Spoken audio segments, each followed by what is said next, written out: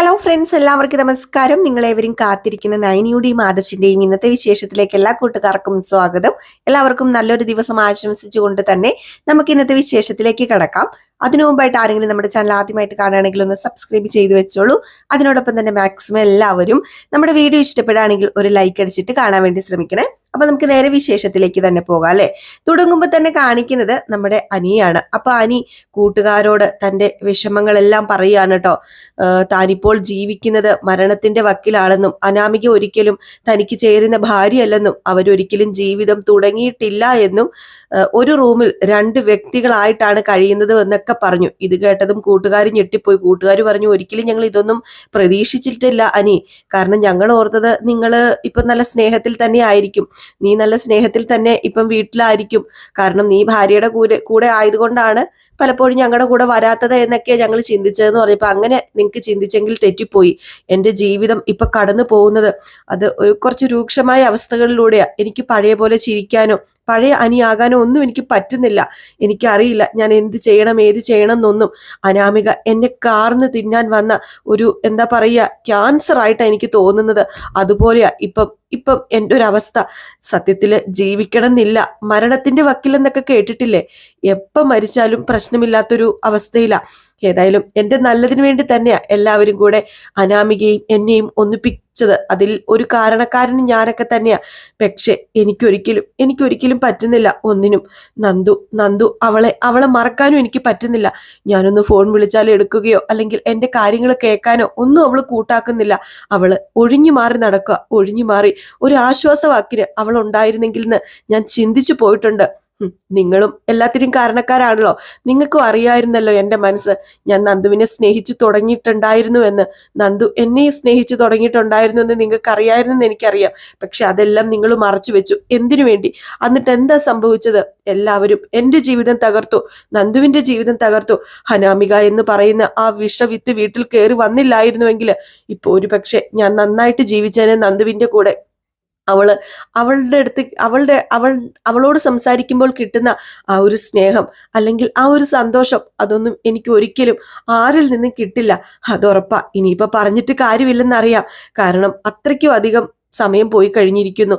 നന്ദുവിന് എന്നെ കാണണമെന്നേ ഇല്ല, നന്ദുവിന് എന്നെ ഇഷ്ടമല്ല. പക്ഷെ എനിക്കറിയാം അവൾക്ക് എന്നെ ഇഷ്ടമാണെന്ന്. അവള് എല്ലാം മനസ്സിൽ കൊണ്ട് നടക്കുക. എന്തിനാണെന്നോ? അവളുടെ വീട്ടുകാർക്ക് വേണ്ടി മാത്രമാ അവൾ എന്നെ വേണ്ടത് വെക്കുന്നത്. അല്ലാതെ അവൾക്ക് എന്നെ ഇഷ്ടമില്ലാഞ്ഞിട്ടൊന്നും അല്ലെന്ന് എനിക്കറിയാം. ഏതായാലും എല്ലാവരും ജയിച്ചു, അവിടെ ഞാൻ തോറ്റു.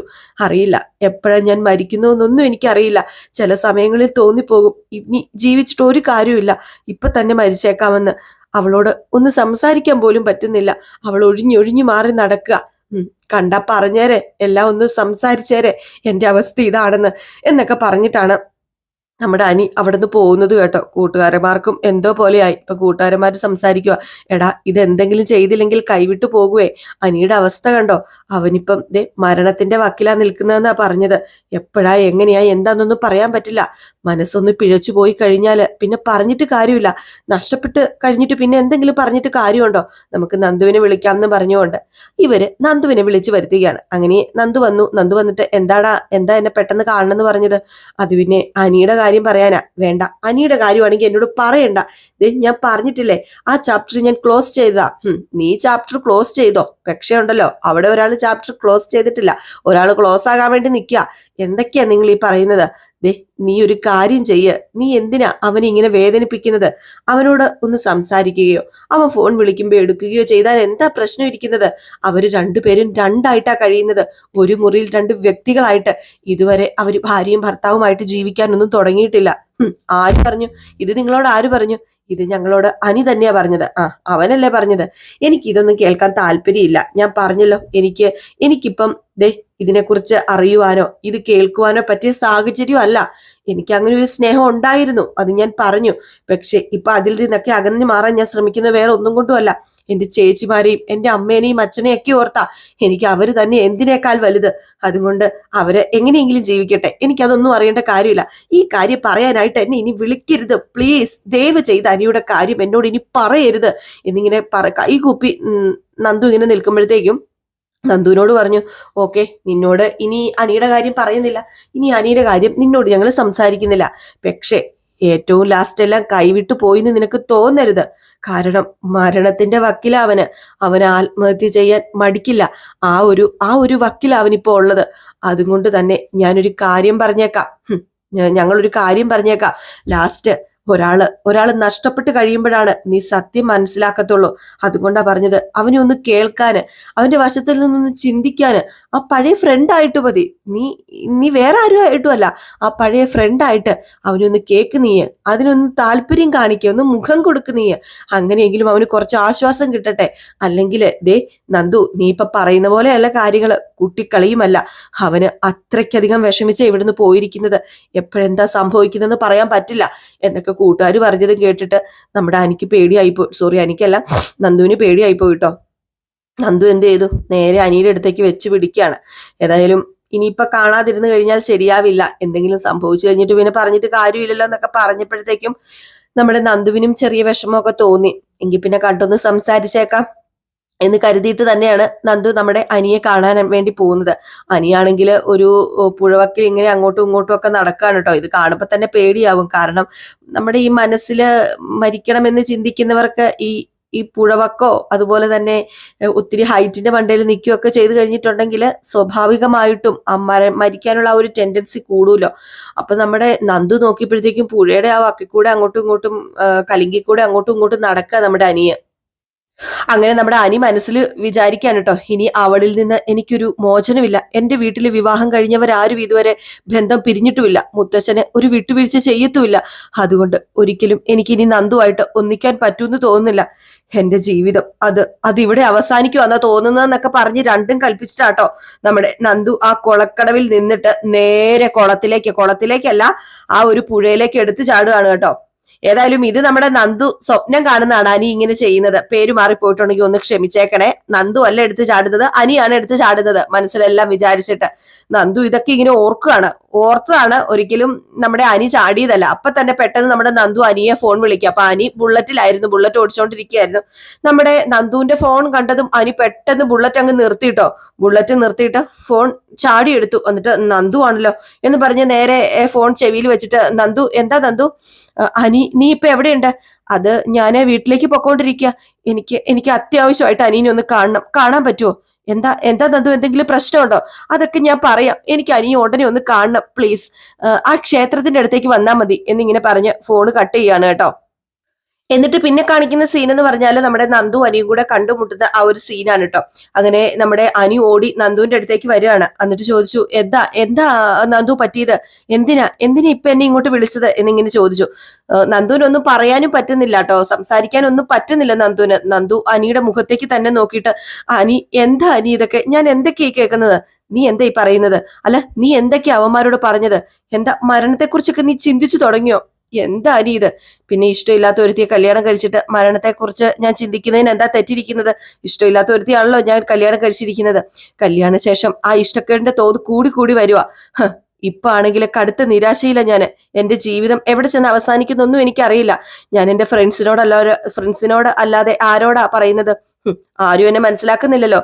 നന്ദു ആണെങ്കിൽ മുഖം തരാതെ നടക്കുകയല്ലേ. അനി, ഞാനും നീയും തമ്മിൽ അടുപ്പമുണ്ടെന്ന് പറഞ്ഞ് അനാമിക എന്തൊക്കെ പ്രശ്നം ഉണ്ടാക്കിയെന്ന് നിനക്കറിയാലോ. അവള് അങ്ങനെ പ്രശ്നം ഉണ്ടാക്കേണ്ട കാര്യമൊന്നുമില്ലല്ലോ. അവള് പ്രശ്നം ഉണ്ടാക്കിയെന്ന് പറഞ്ഞാൽ എന്താ പ്രശ്നം? അവളും ഞാനും തമ്മിൽ ഒരു പ്രശ്നവും അല്ല, അവളും ഞാനും തമ്മിൽ ഒരു ബന്ധവുമില്ല. പിന്നെ നീയും ഞാനും തമ്മിൽ ബന്ധമുണ്ടെന്ന് പറഞ്ഞ് അവൾ ഏത് നേരവും വഴക്ക. അതൊക്കെ ഞാൻ നിന്നോട് പറഞ്ഞിട്ടുള്ളതല്ലേ. ഇനി അതിനെക്കുറിച്ചൊക്കെ ഞാൻ വിവരിക്കണോ? അത് പിന്നെ ഞാനും നീയും തമ്മിൽ കാണുകയോ സംസാരിക്കുകയോ ചെയ്താലേ അവൾ ഇല്ലാത്ത കുഴപ്പങ്ങൾ ഉണ്ടാക്കും. അറിയാലോ അന്ന് എന്തൊക്കെ പ്രശ്നം ഉണ്ടാക്കിയെന്ന്. വേണ്ട, വെറുതെ അവളെ ഭയന്ന് എത്ര കാലം നമുക്ക് ജീവിക്കാൻ കഴിയും നന്ദുവിന് അവളുടെ അച്ഛന്റെ ആൾക്കാർ കൊല്ലാൻ നോക്കിയില്ലേ? തലനാരിഴക്കല്ലേ നന്ദു നീ മരണത്തിൽ നിന്ന് രക്ഷപ്പെട്ടത്. ഞാനും ആദർശേട്ടനും വന്നതുകൊണ്ട് മാത്രം. ഇല്ലായിരുന്നുവെങ്കിലോ ഇപ്പം ഞാനും ആ ഒരു മരണത്തിന്റെ അവസ്ഥയിൽ തന്നെയാ. എന്നെ അവള് കൊല്ലാൻ നോക്കുന്നില്ല, പക്ഷെ എന്നെ അവള് കൊല്ലാതെ കൊല്ലുന്നുണ്ട്. എന്നെ പീഡിപ്പിക്കും അവളിട്ട്. എന്താ പറയാ, ഒരിക്കലും ഒരു പുരുഷനെ ഇങ്ങനെ പീഡിപ്പിക്കുന്നൊന്നും ആരും പറയില്ല. പക്ഷെ അവൾ അതുപോലെയല്ല. അവള് ഒരു സ്ത്രീയല്ല. അതുകൊണ്ടൊക്കെയാ ഞാൻ മരണത്തെക്കുറിച്ച് ചിന്തിക്കുന്നത്. അനി, നീ എന്താ അനി പറയുന്നത്? ഒരിക്കലും അനി നീ ആത്മഹത്യയെക്കുറിച്ച് പറയുകയോ ചിന്തിക്കുകയോ ഒന്നും ചെയ്യരുത്. അത് ശരിയല്ല. എന്തിനാ നന്ദു ഇങ്ങനെ ഒരു ജീവിതം? വെറുതെ ഒരു പാഴ് ജന്മമായിട്ട്. വേണ്ട, 3 ബ്രാഞ്ച് ഇപ്പൊ ആദർശേട്ടൻ എന്നെ ഏൽപ്പിച്ചിരിക്കുക. അതുകൊണ്ട് ഇഷ്ടം പോലെ കാശ് എനിക്ക് കിട്ടുന്നുണ്ട്. പക്ഷെ പണം കൊണ്ടെല്ലാം തീരുവോ? സമാധാനം കിട്ടുവോ? അവള് ക്രിമിനൽ മൈൻഡുള്ള ഒരു പെണ്ണാ. അവള് പെണ്ണല്ല. എന്തോ ഞാൻ എന്താ പറയാ, ഒരിക്കലും അവളുമായിട്ട് ഒന്നിച്ചു പോകാൻ എനിക്ക് പറ്റില്ല. അല്ല, അതുകൊണ്ട് ഞാനിപ്പോ എന്തു വേണമെന്നാ നീ പറയുന്നത്? ഞാൻ എന്താ ചെയ്യേണ്ടത് നീ? വേറൊന്നും വേണ്ട നന്ദു, എന്നെ മനഃപൂർവ്വം അവോയ്ഡ് ചെയ്യരുത്, അത് മാത്രമേ എനിക്ക് പറയാനുള്ളൂ. എന്നെ കാണുമ്പോൾ മുഖം തിരിച്ചു പോകരുത്. ഒന്ന് സംസാരിക്കുക, ഒരു ഫ്രണ്ടിനെ പോലെ പരിഗണിക്കുക. നമുക്ക് ബെസ്റ്റ് ഫ്രണ്ട് ആയിട്ട് എന്നും ഇരുന്നൂടെ? എന്റെ സങ്കടങ്ങൾ പറയാൻ വേണ്ടി മാത്രം. ആ ശരി, ഞാൻ സമ്മതിച്ചു. നമുക്ക് പഴയതുപോലെ സൗഹൃദത്തിൽ തന്നെ തുടരാം. ഓക്കെ, കുഴപ്പമില്ലല്ലോ. അനി, നീ എന്നെ ഇനി വിളിച്ചാല് ഞാൻ ഫോൺ എടുക്കാതെ ഇരിക്കത്തില്ല. എന്ന് വിളിച്ചാലും ഫോൺ എടുക്കും. വഴിയിൽ വെച്ച് കാണുവാണെങ്കിൽ കാണാത്ത പോലെ നടക്കുകയുമില്ല. പക്ഷെ അത് കാരണം എന്റെയോ നിന്റെയോ വീട്ടില് ഇതിനെക്കുറിച്ചൊരു സംസാരം ഉണ്ടാകാൻ പാടില്ല. അത് ഞാൻ പരമാവധി ശ്രദ്ധിച്ചോളാം നന്ദു. ഏതായാലും താൻ മിണ്ടൂന്ന് പറഞ്ഞപ്പോ തന്നെ എനിക്ക് എന്തോ ഒരു സമാധാനം. നിന്റെ അരികിൽ നിൽക്കുമ്പോഴുള്ള ഒരു സമാധാനം എനിക്ക് അനാമികയുടെ അടുത്ത് നിൽക്കുമ്പോൾ കിട്ടുന്നില്ല. ഒന്നിക്കേണ്ടവർ ഒന്നിച്ചില്ല, പകരം എന്റെ ജീവിതത്തിലേക്ക് കടന്നു വരാൻ പാടില്ലാത്തവരാ കടന്നു വന്നിരിക്കുന്നത്. എന്റെ സമാധാനം നഷ്ടപ്പെടുത്താൻ വേണ്ടി ആ ജീവിതം എല്ലാവരും എന്നെ അടിച്ചേൽപ്പിച്ചതാ. ഒരിക്കലും ഞാനായിട്ട് തെരഞ്ഞെടുത്തതല്ല. അതിൽ നിനക്കും ഉണ്ട് നന്ദു, ഉണ്ട് നന്ദു പങ്ക്. നിനക്കും നിന്റെ ചേച്ചിക്കും നിന്റെ അമ്മയ്ക്കും ഒക്കെ. നീയാണിപ്പോ അനാമികയുടെ സ്ഥാനത്ത് വന്നിരുന്നെങ്കിൽ എല്ലാം നഷ്ടപ്പെട്ട പോലെ ഞാനിപ്പോ അലഞ്ഞു തിരിഞ്ഞ് നടക്കേണ്ട ഒരു കാര്യമില്ലായിരുന്നു. സന്തോഷത്തോടു കൂടി നടന്നേനെ. ഇതിപ്പം ജീവിതം മടുത്ത മട്ടാണ്, വെറുത്ത മട്ടാണ്. എല്ലാം ഉണ്ടായിട്ട് ഒന്നുമില്ലാത്തവരെ പോലെയാ ഞാൻ നടക്കുന്നത്, ഒരു ഭിക്ഷക്കാരനെ പോലെ. അയ്യോ അനി ഇങ്ങനെയൊന്നും പറയരുത് അനി. ഞാനൊരിക്കലും അറിഞ്ഞുകൊണ്ട് അനിയെ അവോയ്ഡ് ചെയ്യാൻ വേണ്ടി നോക്കിയിട്ടില്ല. പറഞ്ഞല്ലോ എന്റെ സാഹചര്യം അതാണ് എന്നൊക്കെ പറഞ്ഞപ്പോഴത്തേക്കും അനി ഒന്നും മിണ്ടാതെ നേരെ ബുള്ളറ്റിൽ കയറി അങ്ങ് പോവുക. എനിക്ക് കുറച്ചെങ്കിലും ആശ്വാസമായിട്ടോ. കാരണം നമ്മുടെ നന്ദു സംസാരിക്കാം, മുഖം മറച്ചു പോവില്ല, എവിടെ വെച്ച് കണ്ടാലും മിണ്ടാം എന്നൊക്കെ പറഞ്ഞു കഴിഞ്ഞപ്പോഴത്തേക്കും ഏതായാലും നന്ദുവിനും ഭയങ്കര ഒരു എന്താ പറയാ, അനീനെ കണ്ടപ്പോ ഭയങ്കര സങ്കടമായി. നമ്മുടെ അനി പോയി കഴിഞ്ഞപ്പോഴത്തേക്കും നന്ദു വളരെ സങ്കടത്തോടു കൂടി ഇങ്ങനെ നിൽക്കാണ് കേട്ടോ. ഏതായാലും ഇത് കഴിഞ്ഞ് കാണിക്കുന്ന സീൻ എന്ന് പറഞ്ഞാല് അങ്ങനെ പിന്നെ നമ്മുടെ നന്ദു നേരെ ജോത്സ്യന്റെ അടുത്ത് പോവുകയാണ് കേട്ടോ. അങ്ങനെ പ്രശ്നം വെൽപ്പിക്കാൻ വേണ്ടി പോകുന്നതാണ്.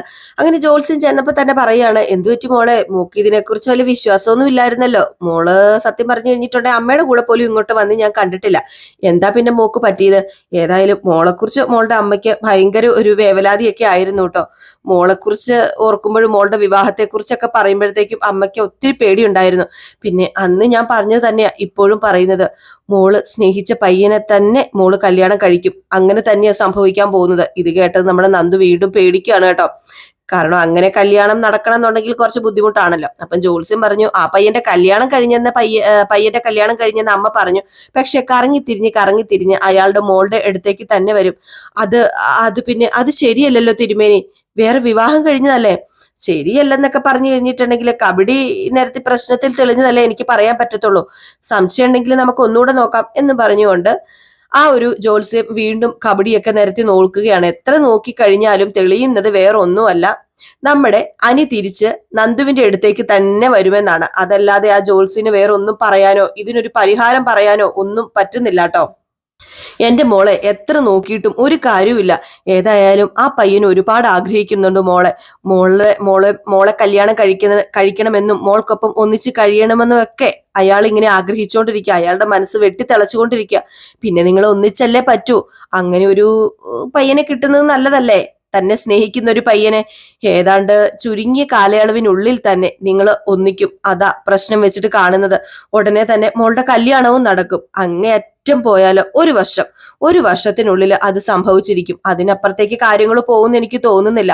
അതുപോലെയാ ഇപ്പം നടക്കുന്ന കാര്യങ്ങളൊക്കെ കണ്ടിട്ട് എനിക്ക് തോന്നുന്നത്. പ്രാർത്ഥനയോടെ കബഡി നിരത്തി പറയുന്ന കാര്യങ്ങള് ഇതുവരെ തെറ്റിയിട്ടില്ല. അതുകൊണ്ടാണല്ലോ എന്നെ കാണാൻ മോളുടെ അമ്മ സഹിതം വരുന്നത്. പിന്നെ മോളുടെ ജോലി സംബന്ധമായ കുറച്ച് കാര്യങ്ങളും എനിക്ക് പറയാനുണ്ട് എന്ന് പറഞ്ഞ് കബഡിയൊക്കെ നിരത്താണ് കേട്ടോ പുള്ളിക്കാരൻ കബഡിയൊക്കെ നിരത്തിയിട്ട് പറഞ്ഞു, മോള് പോലീസ് ടെസ്റ്റ് എന്തെങ്കിലും എഴുതിയിട്ടുണ്ടായിരുന്നോ? ആ ഉണ്ട്, എനിക്ക് ഒരു SI സെലക്ഷന്റെ ടെസ്റ്റ് എഴുതിയിട്ടുണ്ടായിരുന്നു. എങ്കിൽ പിന്നെ ചൊവ്വ പ്രബല സ്ഥാനത്താണ് നിൽക്കുന്നത്. 10 ചൊവ്വ എന്ന് പറഞ്ഞു കഴിയുമ്പോഴത്തേക്കും രാഷ്ട്രസേനയിലോ പോലീസ് സേനയിലോ സേവനം അനുഷ്ഠിക്കാനുള്ള ഒരു യോഗം കാണുന്നുണ്ട്. ഉടനെ തന്നെ മോക്ക് അതിനെ സംബന്ധിച്ചൊരു അത് സംബന്ധിച്ച ഒരു ജോലി കിട്ടും. മിക്കവാറും വനിതാ SI ആകാനുള്ള ഒരിതാണ് കാണുന്നത്. പിന്നെ എല്ലാം ദൈവനിശ്ചയം പോലെ തന്നെ നടക്കും. ഇതൊക്കെയാണ് ഇപ്പൊ പ്രശ്നം വെച്ച് കഴിയുമ്പോഴത്തേക്കും ഈ ജോത്സ്യെ കാണുന്നത്. ഇതൊക്കെയാണ് ഈ ജോത്സ്യന് പറയാനുള്ളതെന്ന് പറഞ്ഞപ്പോഴത്തേക്കും നമ്മുടെ നന്ദു കൊണ്ടുവന്ന ഒരു ദക്ഷിണയൊക്കെ കൊടുത്തിട്ട് നന്ദു അവിടെ നിന്ന് പോവുകയാണ് കേട്ടോ. പിന്നെ കാണിക്കുന്ന നമ്മുടെ ഹണിമൂണ് പോയ ആൾക്കാരെയാണ് കേട്ടോ. അങ്ങനെ നമ്മുടെ ആദർശിന്റെ മടിയിൽ തലയൊക്കെ വെച്ച് നയനി ഇങ്ങനെ കിടക്കുകയാണ്. ആദർശാണെങ്കിൽ നയനെ തലോടി തലോടി നിൽക്കുന്നു. അപ്പൊ ആദർശ് പറഞ്ഞു, അതെ, നിനക്ക് യാത്ര ചെയ്യാൻ ബുദ്ധിമുട്ടായതുകൊണ്ടാ കൂടുതൽ സമയം ഇതിനകത്ത് തന്നെ ചെലവഴിക്കുന്നത്. അല്ലെങ്കിൽ പിന്നെ ഒരുപാട് സ്ഥലത്തേക്ക് പോകണമെന്നൊക്കെ ഉണ്ടായിരുന്നു. അത് പിന്നെ ആദർശേട്ട, സ്ഥലങ്ങൾ കാണാൻ എനിക്കും ഇഷ്ടം. എനിക്കിപ്പോ ഒരു കുഴപ്പമില്ല ആദർശേട്ട, എത്ര വേണമെങ്കിലും യാത്ര ചെയ്യാം. അമ്മ പോലും പുറത്തിറങ്ങി തുടങ്ങി, പിന്നെ എനിക്കെന്താ പ്രശ്നം ഇരിക്കുന്നത്? എനിക്ക് യാത്ര പോകുന്നതിന് എന്താ? എങ്കിലും ഇടയ്ക്കിടയ്ക്ക് മുത്തച്ഛനും മുത്തശ്ശിയും വിളിച്ചു പറയുന്നുണ്ട്, അധികം റിസ്ക് ഉള്ള യാത്രയൊന്നും വേണ്ട, നിന്നെ സൂക്ഷിച്ചോണം. പിന്നെ ഇവിടെ അടുത്ത് കുന്നിന് മുകളിൽ ഒരു ക്ഷേത്രമുണ്ട്, അവിടേക്ക് പോകാൻ ഏതായാലും നിനക്ക് പറ്റില്ലല്ലോ. ശോ, അതെന്താ ആദർശേട്ടാ പറ്റാത്തത്? എനിക്ക് പറ്റും. ദേ, കരള് ഞാൻ സ്വീകരിക്കുകയല്ല ചെയ്തത്, കൊടുക്കുകയല്ലേ ചെയ്തത്. അതിനിപ്പോ പിന്നെ എന്താ പ്രശ്നം ഇരിക്കുന്നത്? അങ്ങനെയുള്ളപ്പോ 2-3 ആഴ്ച തന്നെ കഴിഞ്ഞപ്പോ ഞാൻ ഓക്കെ ആയി. അത് ഡോക്ടറും ആദർശേട്ടനോട് പറഞ്ഞാലേ, അപ്പൊ പിന്നെ എനിക്ക് പോകത്തില്ലേ? വേണ്ട മോളെ, അധികം റിസ്ക് എടുക്കണ്ടെന്ന ഡോക്ടർ പറഞ്ഞിരിക്കുന്നത്. വെറുതെ ഡോക്ടറെയും മറ്റുള്ളവരെയും കൂട്ടുപിടിച്ച് ഉരുണ്ട് കളിക്കണ്ട. ഇപ്പൊ ഈ റൂമിന്റെ അകത്തുനിന്ന് ഇറങ്ങാൻ പറ്റില്ല. ആദർശേട്ടന് എനിക്കെപ്പം ഈ മുറിയിൽ ഇരിക്കാനല്ലേ ഇഷ്ടം. അതുകൊണ്ടല്ലേ ആദർശേട്ടൻ ഇങ്ങനെയൊക്കെ ചെയ്യുന്നതും പറയുന്നതൊക്കെ. അതും ഒരു തരത്തിൽ ശരിയാ. ഇവിടെയാവുമ്പോ നിന്റെ മുഖം മാത്രമേ കാണാൻ പറ്റത്തുള്ളൂ. യാത്ര ചെയ്യുവാണെങ്കിൽ അത് കാണാൻ പറ്റില്ലല്ലോ. ജീവിതത്തിൽ ഒരിക്കലും മറക്കാൻ പറ്റാത്ത ദിവസങ്ങളാ നമുക്ക് കടന്നു പോയതൊക്കെ. അമ്മ ഹോസ്പിറ്റലായിട്ടുള്ള കാര്യം മുതലല്ലേ, അതാ ഞാൻ ഉദ്ദേശിച്ചത്. അത് ശരിയാ ആദർശേട്ടൻ പറയുന്നത്. എനിക്കും എല്ലാം ഒരു സ്വപ്നം പോലെ തോന്നുക, എന്തോ ഒരു പകൽ സ്വപ്നം പോലെ. എങ്കിൽ പിന്നെ നമുക്ക് ഒരു കുഞ്ഞ് ജനിച്ചു കഴിഞ്ഞാൽ അമ്മയ്ക്ക് നിന്നോടുള്ള ദേഷ്യമൊക്കെ പൂർണ്ണമായിട്ട് മാറുന്ന എന്റെ വിശ്വാസം. അങ്ങനെ ആയിരിക്കും നടക്കാൻ പോകുന്നത്. മക്കളെക്കാളും അച്ഛനമ്മമാർക്ക് സ്നേഹമായിരിക്കും കൊച്ചുമക്കളോട്. അങ്ങനെയാണല്ലോ.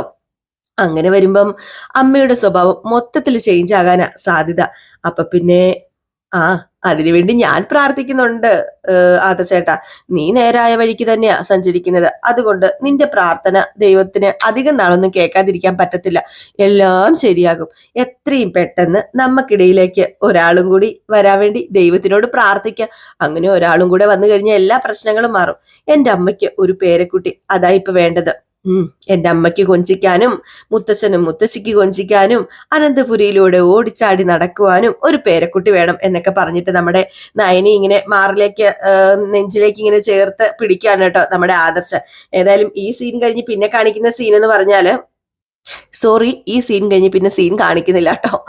ഈ സീനും കൊണ്ടാണ് ഇന്നത്തെ വിശേഷം അവസാനിക്കുന്നത്. അപ്പൊ എല്ലാവരും കാത്തിരിക്കുക, അടിപൊളി വിശേഷം തന്നെയാണ് ഇനി വരാനിരിക്കുന്നത്. നമ്മുടെ ദേവയാനി സ്നേഹിച്ച് നമ്മുടെ നയനെ കൊല്ലാൻ പോവുകയല്ല, സ്നേഹിച്ച് ചേർത്ത് പിടിക്കുന്ന മുഹൂർത്തങ്ങളും, അതുപോലെ തന്നെ എന്താ പറയുക, കള്ളത്തരം കാണിച്ച് സ്നേഹിക്കുന്ന കുറച്ച് അടിപൊളി മുഹൂർത്തങ്ങളും, അതുപോലെ തന്നെ നമ്മുടെ നന്ദുവിന് ഒരു SI ആയിട്ടുള്ള ഒരു സെലക്ഷനൊക്കെ കിട്ടുന്നുണ്ട്. അത് കഴിയുമ്പോഴത്തേക്കും ഉള്ള കുറച്ച് അടിപൊളി വിശേഷങ്ങളും ഒക്കെ ഉണ്ട് കേട്ടോ. അപ്പൊ എല്ലാവരും കാത്തിരിക്കുക. അപ്പൊ ഇന്നത്തെ വിശേഷം അവസാനിച്ചു. ഇന്നത്തെ വിശേഷം നിങ്ങൾക്ക് എല്ലാവർക്കും ഇഷ്ടപ്പെട്ടെന്ന് വിചാരിക്കുന്നു. തീർച്ചയായിട്ടും ഒരു ലൈക്ക് ചെയ്തിട്ട് നിങ്ങൾ പോകണം, വിശേഷം ഇഷ്ടപ്പെട്ടെങ്കിൽ കേട്ടോ. അതുപോലെ നിങ്ങളുടെ സ്നേഹത്തിനും സപ്പോർട്ടിനും ഒരുപാട് നന്ദിയുണ്ട്. നിങ്ങളുടെ സ്നേഹവും സപ്പോർട്ടും ഒക്കെ കാരണം നമുക്കിപ്പോ ഒരു എന്താ പറയാ 2 ലക്ഷം സബ്സ്ക്രൈബേഴ്സ് ആകാൻ പോവുകയാണ്. ഇനിയിപ്പം ഒത്തിരി ഈ ദിവസമൊന്നും നമുക്ക് കാത്തിരിക്കേണ്ട. കൂടിപ്പോയി കഴിഞ്ഞിട്ടുണ്ടെങ്കിൽ 2 ലക്ഷം സബ്സ്ക്രൈബേഴ്സ് നമുക്ക് ഈ ഒരു മാസം കൊണ്ട് തന്നെ ആകാൻ ചാൻസ് ഉണ്ട് കേട്ടോ. നിങ്ങളുടെ സപ്പോർട്ട് കൊണ്ട് മാത്രമാണ് നമ്മൾ ഇവിടെ വരെ എത്തിയിരിക്കുന്നത്. അതിന് നിങ്ങളോടല്ലാതെ വേറെ ആരോടും എനിക്ക് നന്ദി പറയാനില്ല കേട്ടോ. അത് നിങ്ങൾ കാരണം തന്നെയാണ്. അപ്പൊ വീണ്ടും നിങ്ങളുടെ സ്നേഹവും സഹകരണവും ഒക്കെ പ്രതീക്ഷിച്ചുകൊണ്ട് നിർത്തുന്നു. നിങ്ങൾ ഈ കാണുമ്പോൾ നമുക്ക് കിട്ടുന്ന ആ ഒരു ഇതുണ്ടല്ലോ, ആ ഒരു പ്രചോദനം, അത് തന്നെയാണ് നമുക്ക് വീഡിയോ ഇടാൻ ഉള്ള ആ ഒരു പ്രചോദനം എന്ന് പറയുന്നത്. നമ്മുടെ വ്യൂസ് കൂടുന്നതിനനുസരിച്ച് നമുക്ക് ഇങ്ങനെ വീഡിയോ ഇടാനും നമുക്ക് കൂടുതൽ നന്നായിട്ട് പറയുവാനൊക്കെ തോന്നും. പിന്നെ ഈ പേരുകളൊക്കെ ഇടയ്ക്കിടയ്ക്ക് മാറിപ്പോകുന്നുണ്ടെന്ന് എനിക്കറിയാം. കാരണം നമ്മൾ ഇത് പറയുന്നതൊക്കെ ഹെഡ്സെറ്റ് ഒക്കെ ഉപയോഗിച്ചാണ് കേട്ടോ. അപ്പൊ നമ്മൾ ഡയലോഗ് സഹിതം പറയുന്നത് കൊണ്ട് തന്നെ ചിലപ്പോൾ അങ്ങോട്ടും ഇങ്ങോട്ടും പേരൊക്കെ ഒന്ന് മാറിപ്പോല്ല. അവരൊന്ന് ക്ഷമിച്ചേക്കണം കേട്ടോ. നമ്മൾ മനുഷ്യരല്ലേ, നമുക്കല്ലേ അങ്ങോട്ടും ഇങ്ങോട്ടും ക്ഷമിക്കാനൊക്കെ പറ്റത്തുള്ളൂ. അപ്പൊ എല്ലാവർക്കും വീണ്ടും നല്ലൊരു ദിവസം ആശംസിച്ച് നിർത്തുന്നു. Tata, bye bye.